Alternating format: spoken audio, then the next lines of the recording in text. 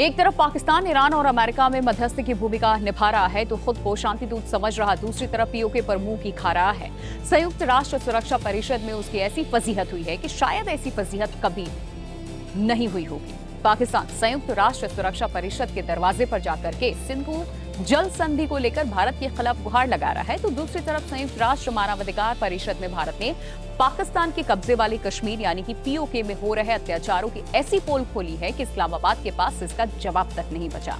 यानी कि पाकिस्तान इस वक्त दोहरे मोर्चे पर चारों खाने चित हो चुका है और ये डर वहां आम लोगों से लेकर के मंत्रियों तक में है। दरअसल पहलगाम आतंकी हमले के बाद भारत ने पाकिस्तान को ऐसा सबक सिखाया जिसे वो कभी भूल ही नहीं सकता।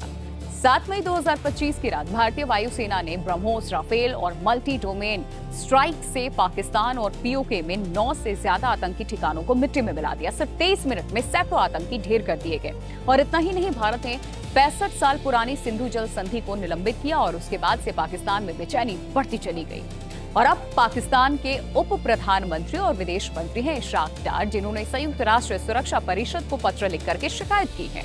और इस पत्र में इशराक डार ने लिखा है कि भारत नदियों के बहाव में हस्तक्षेप कर रहा है, जिसमें पाकिस्तानी हिस्से में पानी कम मात्रा में पहुंच रहा है। भारत चिनाब नदी पर परियोजनाएं बना रहा है। इससे पाकिस्तान की जल सुरक्षा, खाद्य सुरक्षा और आर्थिक सुरक्षा खतरे में पड़ जाएगी, ये शिकायत की गई है। अब सवाल ये है कि आखिर पाकिस्तान को अचानक पानी की इतनी चिंता क्यों होने लगी है? क्योंकि उसे ये पता है कि उसकी कृषि व्यवस्था का बड़ा हिस्सा उन्हीं नदियों के पानी पर निर्भर है जिनका स्रोत भारत में है। यूएन में पाकिस्तान के राजदूत हैं इफ्तिखार अहमद, जिन्होंने भारत की परियोजनाओं को अवैध बताया और यहां तक आरोप लगा दिया कि भारत पानी को हथियार बना रहा है। लेकिन दुनिया ये भी जानती है कि कौन सा देश दशकों से आतंकवाद को विदेश नीति का हिस्सा बना करके चल रहा है। तो सिंधु जल संधि के मुद्दे पर यूएन में भारत के अस्थायी मिशन की फर्स्ट सेक्रेटरी अनुपमा सिंह ने पाकिस्तान को आईना भी दिखा दिया। उन्होंने कहा, सिंधु जल संधि पर हमारा रुख जग जाहिर है।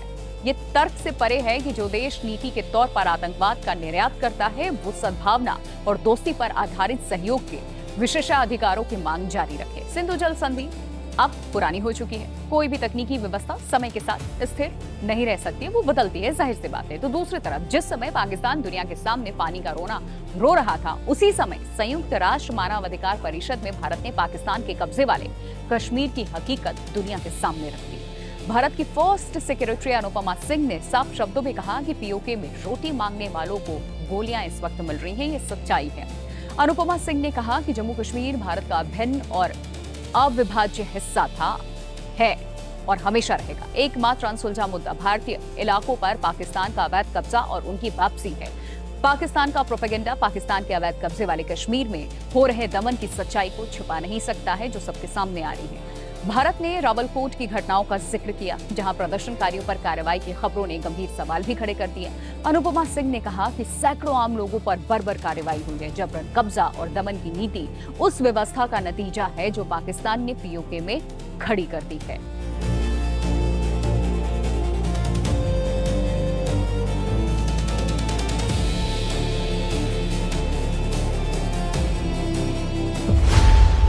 खबरों की रणभूमि में यहां शोर नहीं, सोच लड़ती है। जहां शब्द नहीं, फैक्ट्स वार करते हैं और हर सवाल खोलता है सच की नई परत।